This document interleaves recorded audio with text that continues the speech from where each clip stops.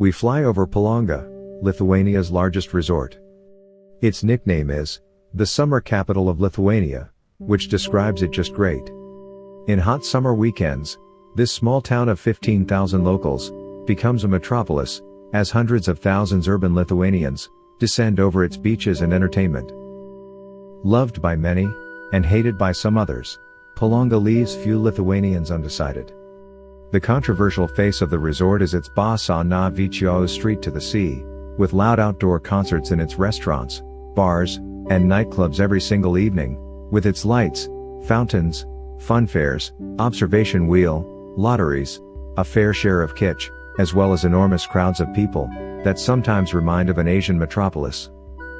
The summer season is short, though, with just July and August being extremely busy in Palanga. We fly our drone in October, when weather is too cool to sunbath, and by this time Basanavičiaus street is calm. Most of the other Palanga's sea access streets, though, are this calm even in the heights of summer. Palanga is far more than any single street.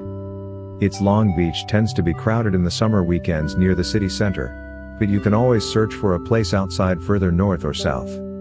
Unlike in many of the world's resorts, the beach here never ends. In fact, the whole Lithuanian seaside is one never-ending sandy beach. Palanga Beach is unique in that there is a range of dunes beside it. These sand dunes are an ideal place for sunbathing in the cooler days. There, you can get all of the sun and none of the wind. For nudists, there are two gender-segregated beaches north of town center.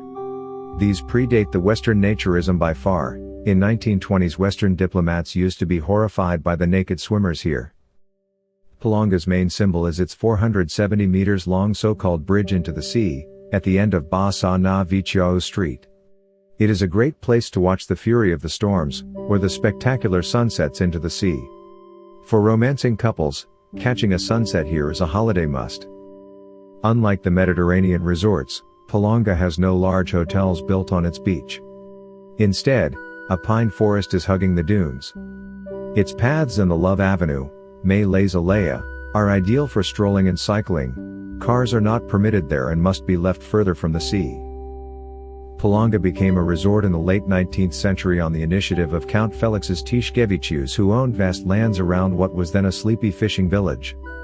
Tiškevičius' era left many architectural gems such as the large wooden villas that once were the summer homes of the rich, each having a romantic name like Romeo, Juliet, or Calmness. Arguably the prettiest one is named Anapiles, meaning the world of the dead. It houses the Palanga Resort Museum. The main heritage of Tiškevičius' family, however, is their manor, surrounded by a large Bitutė park, with so many exotic plants, that it is now styled a botanical garden. The palace itself, built in 1897, houses the largest amber museum in the Baltic states. Bitutė Hill, once a location of a major pagan shrine, and crowned by a Gothic Revival Christian chapel since 1869, is also within the park limits. Bitutė was a semi-legendary wife of Grand Duke Kęstutis. She was also former pagan virgin priestess of Palanga. A century-old tradition to provide free weekend wind instrument concerts in a park bandstand lives on. All the villas, the manor, and the Basanavičiaus street are to the south of a small river. This is what was once the resort zone built on Tiškevičius' family grounds. The most important building of the resort was the Kud Houses, the Palanga's first hotel and restaurant. Built in 1877, it offers concerts in summers, although a larger concert hall has since been built nearby. The area north of the river has traditionally been the domain of the locals. A tall Gothic Revival church tower dominates the skyline there since 1907. No building in Palanga is allowed to surpass it in height. The surroundings of the church, however, are far more recent, as this area succumbed to the Great Fire of Palanga in 1938 that left some 1,500 people homeless.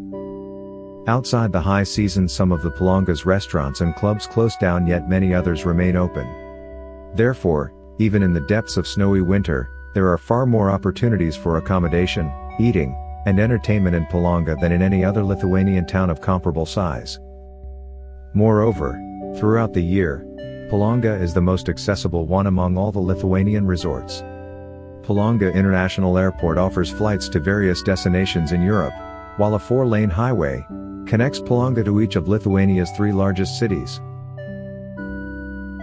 Palanga may be the most famous of the Lithuania's seaside resorts, but there are numerous others, each with their own unique atmosphere, landscape, history, and style. We will fly over them in the other Lithuanian drone tour videos. Click the like button to see even more of them.